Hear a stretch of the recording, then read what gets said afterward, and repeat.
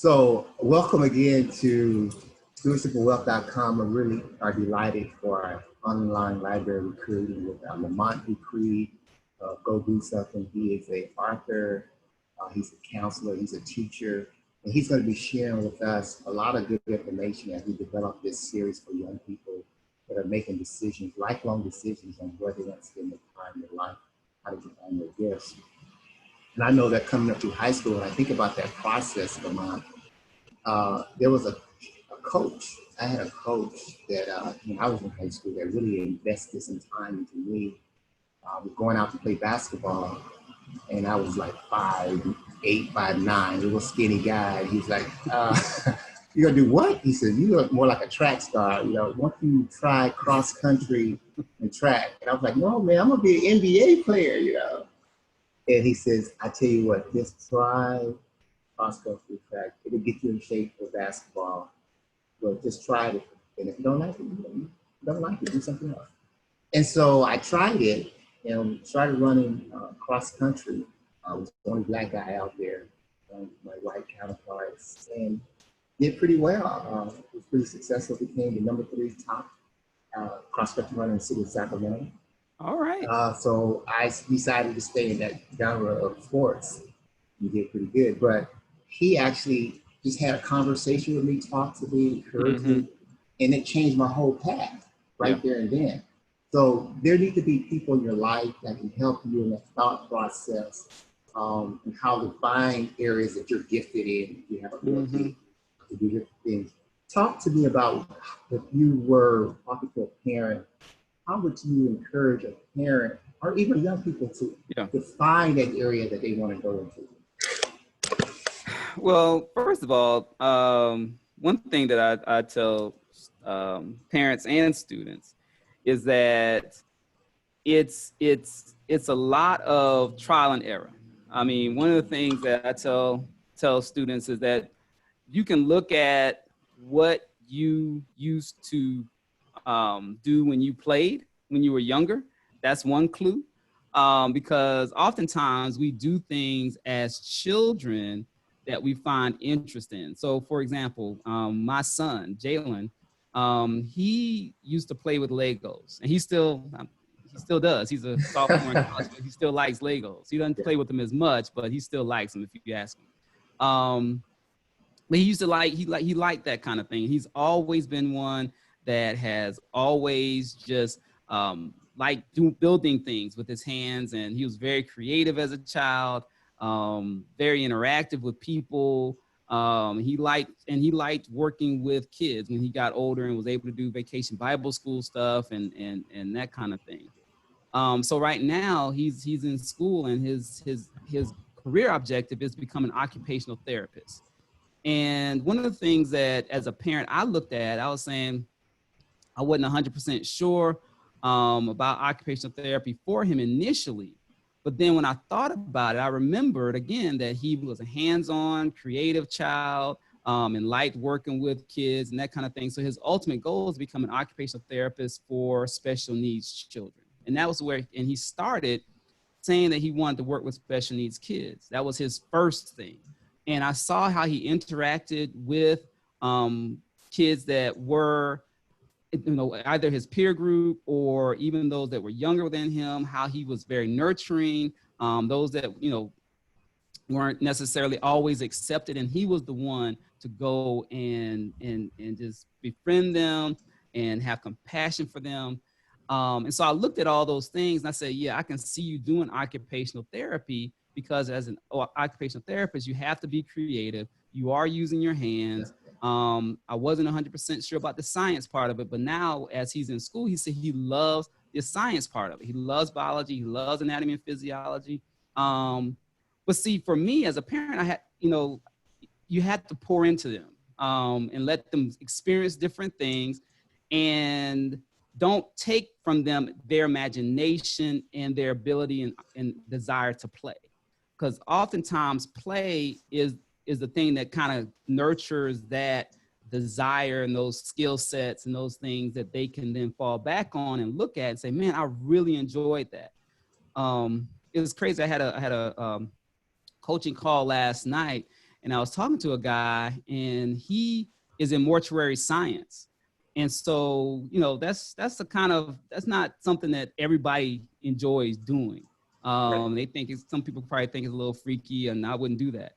But when I asked him why did he want to do mortuary science, he said as an 8-year-old, he went to a funeral and he saw his uncle or the loved one in the casket, and he was dressed in pink, and it kind of piqued his interest and curiosity is why was this guy laid out in this casket dressed in a pink suit?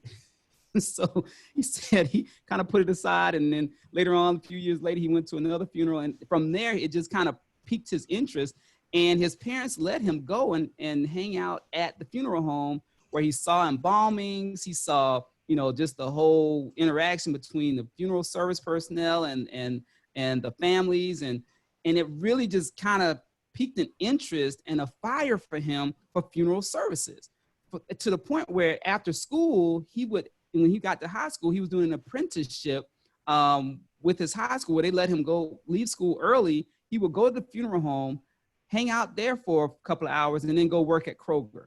And so from there, it just piqued his passion for mortuary science. And so it's that kind of stuff that, you know, you have to kind of nurture in your child. When you see an interest, find an opportunity to try to see if that's their thing.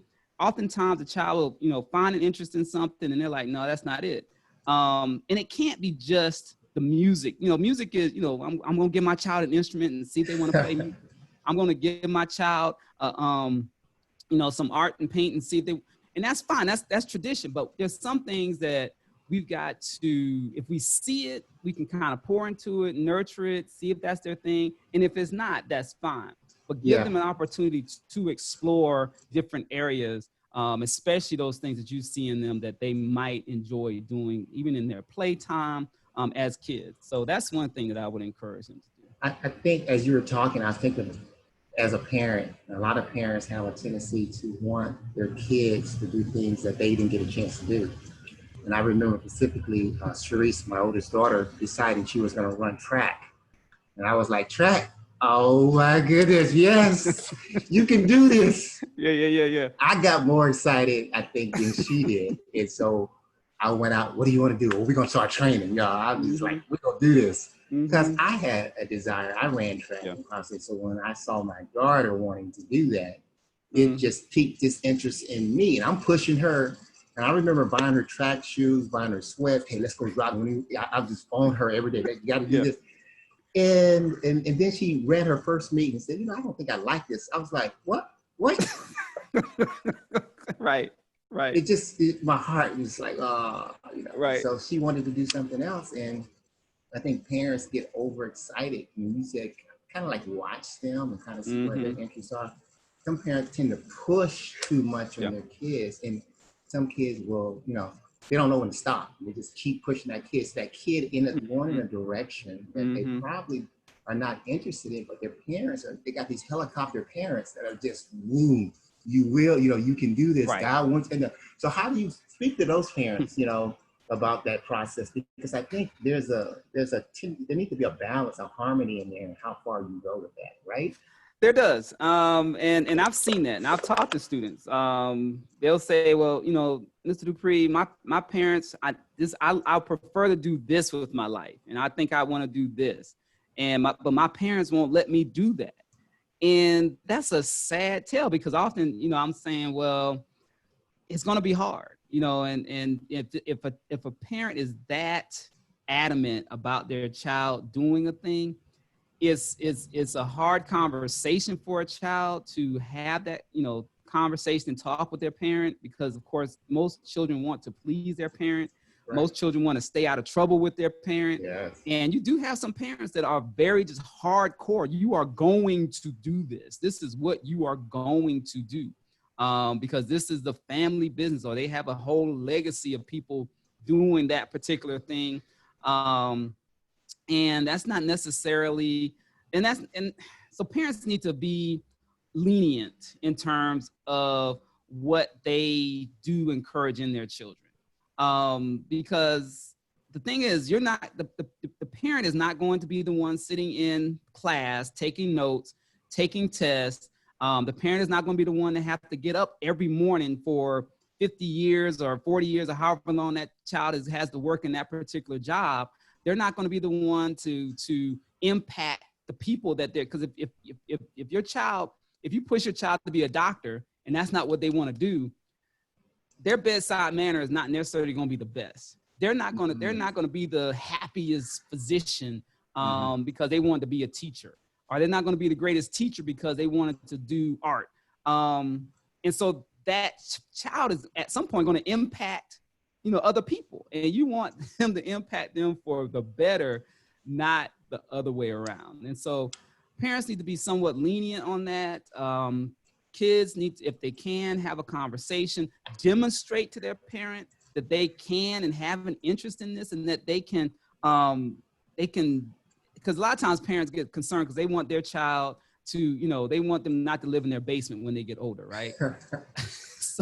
So they get concerned about that, and they're like, well, that thing that you want to do is not necessarily going to be the thing that's going to make you the money and let you have the, lifestyle that you want. And the thing about it is a lot of kids are not necessarily all concerned about lifestyle. They just want to be happy. They want to, and we get caught up in this thing, well, happiness is not important.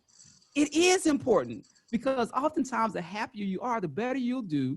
And you will be able to make money at a thing if you are first called to do it and you have a passion for it. And we've seen that, there's numerous examples of multi-billionaires, millionaires out there. If you look at Michael Dell, you listen to his story, and Dell Computer, the Dell Computer dude. I mean, he started when he was younger, and he just kind of grew from there.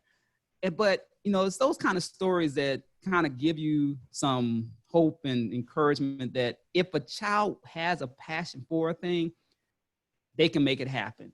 And if you support them, oftentimes they can make it happen easier than if they just get out there on their own, because you can then give them some guidance and help them kind of navigate towards that thing that they're supposed to be doing and that can be lucrative for them. Good question. I mean, I was thinking as you were talking, because a lot of times you'll have that happening, but the idea that watch what they do, how they play, what kind of things a young person bring them joy. And then you have those kind of kids that, they're changing what brings them joy every other year. I like it this year. I want to do the next, and they're talented. They can do it all. How do you get a kid to focus in on one thing when they have multiple talents? I see that at Oakwood University. I speak up there a lot of times in the youth motivational task force. And I would see these super talented kids, musically, athletically, academically. They can do it all and do it well, but they're just jumping around from one thing to another, and they never really focus in. How do you help them in that process of finding what they love to do? That's one of the one of the beauties and one of the downfalls of our academic system, to be honest with you, because the way that we have our system set up is that in high school, you are on a regimented track. Most high schools are on a regimented track. You got to get your maths and your sciences and your Englishes and your social studies and your histories. And then they give you one class on career prep. So you can, and it might be just one semester. So you get, 3 months or 4.5 months of trying to figure out what you might want to do with your life. And then everything else is academic. And that's okay, because it does give you, at least a swath, a kind of a overview of what different subjects there are. But unless a child is kind of paying attention to the subjects that they actually enjoy doing, and most of them don't, it's not that it's necessarily they don't like the subject, they just don't like the teacher, or they don't like the class or the school, being in school. And so that kind of clouds their, ability to kind of say, do I like English for real, or do I like math? Because most students, when we talk about math, it's not that they don't like math, they just haven't had a good teacher. And it's kind of the same thing when you get to college, because you got to choose a track, right? And you got all the emphasis on that track, and then you got, some electives. And so a child is not necessarily, because their brain is still changing, their brain is still developing and trying to choose a thing. And so if they're kind of in the valley of decision, one thing that I want to encourage students and parents to do is take those opportunities, even during the summertime, to have conversations about, okay, which things have you done that you've actually enjoyed doing, that you could see yourself doing. There's got to be some exploration of careers, because it's not necessarily just going to come by sitting in a classroom. I didn't find my path sitting in a classroom. I found my path with extracurricular stuff. When I was in college, I was doing things in the community. We worked a lot with young people. We did tutoring, we did mentoring. And I was like, man, I like this community service thing, especially working with kids. And that's where I found my path to what I wanted to do. And so sometimes it's those extracurricular things that you find yourself doing that's going to help you find your path. So yeah, they might jump around. And as a parent, you're like, okay, I'm seeing dollar signs, because I mean, I'm not paying for you to find yourself. I'm paying for you to find a career. But sometimes you may have to step back and say, okay, let's see what we can do to help you find your thing, as opposed to just pouring money while you're finding yourself.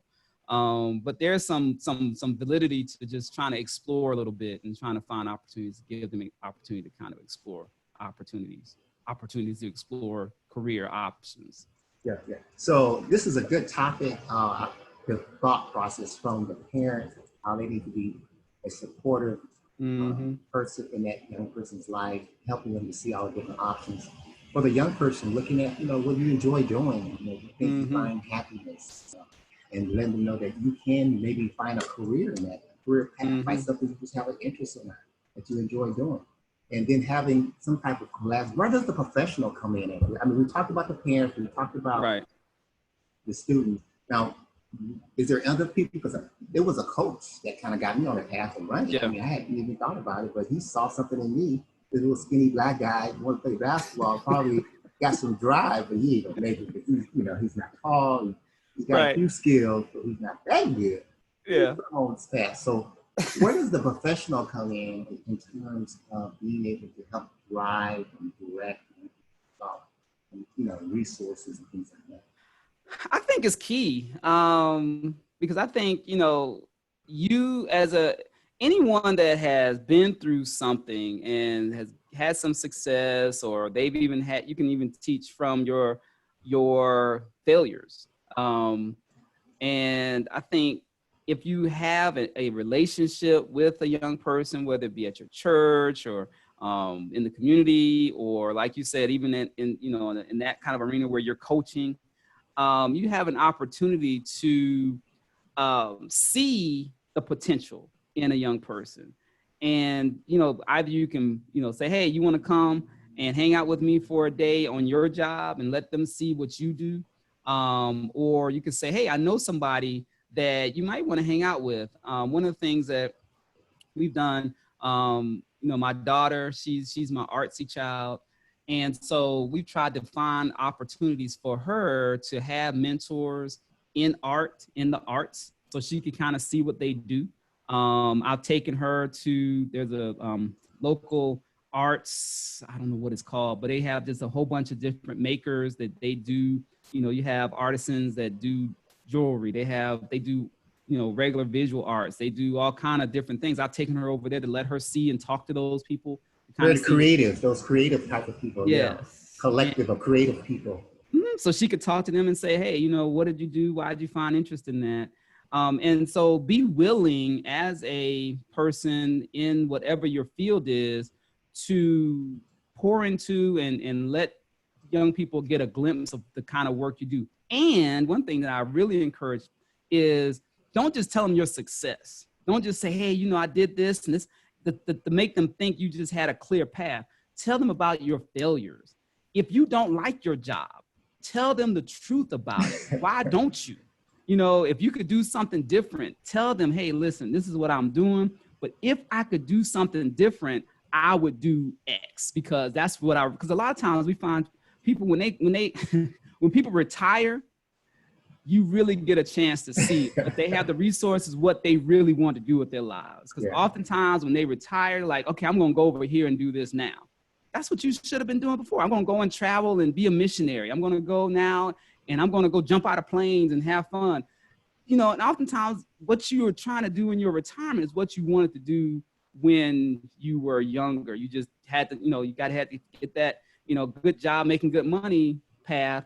And you kind of diverted. Now you can do really what you want to do with your life.